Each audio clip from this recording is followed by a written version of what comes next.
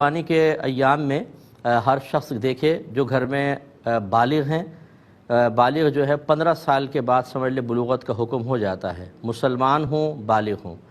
تیسرا مقیم ہوں مسافر نہ ہوں، حالت سفر میں نہ ہوں، اور چوتھا وہ مالک نصاب ہوں۔ اور یاد رکھیں قربانی کا نصاب یہی ہے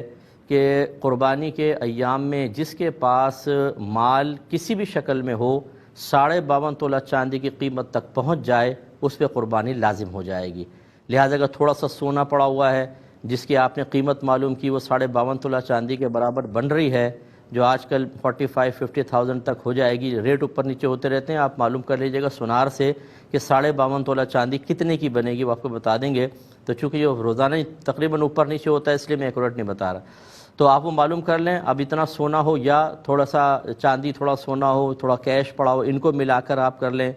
اسی طریقے سے کوئی آپ کے گھر میں ضروریات زندگی سے زیادہ ایسا سامان ہو،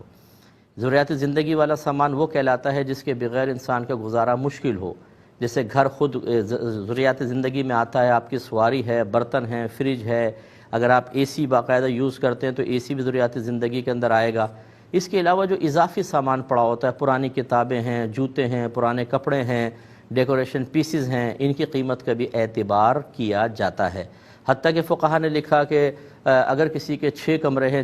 2 کمرے بند رہتے ہیں، کوئی یوز نہیں کرتا، 4 یوز ہوتے ہیں، تو ان 2 کمروں کی قیمت کا بھی حساب ہوگا۔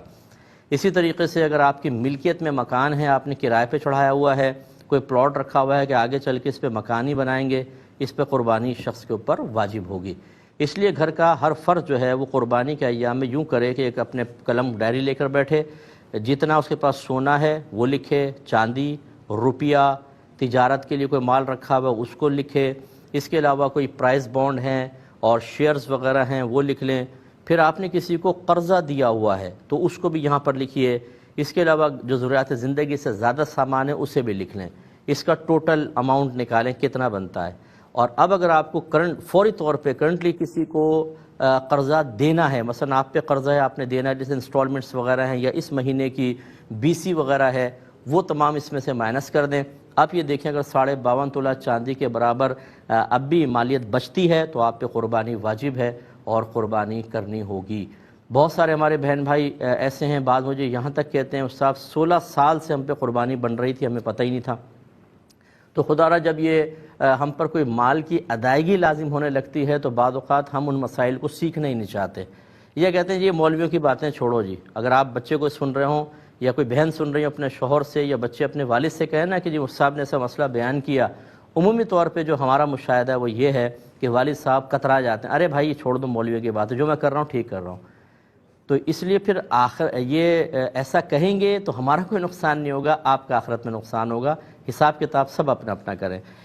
تو آپ کی خدمت میں گزارش کر رہے تھے کہ تھوڑا سا اپنے نفس سے مقابلہ کیجئے، آپ اپنا ہر شخص اپنا احتساب کرے اور خود اپنا اپنا حساب کرے۔ مثال کے طور پہ گھر میں والد صاحب ہیں، زوجہ ہیں، 4 بیٹے بالغ ہیں، 2 بیٹیاں بالغ ہیں اور بہویں ہیں ہر بیٹے کی، تو بہویں اپنا اپنا حساب کریں، لڑکے اپنا اپنا حساب کریں گے، بیٹیاں اپنا حساب،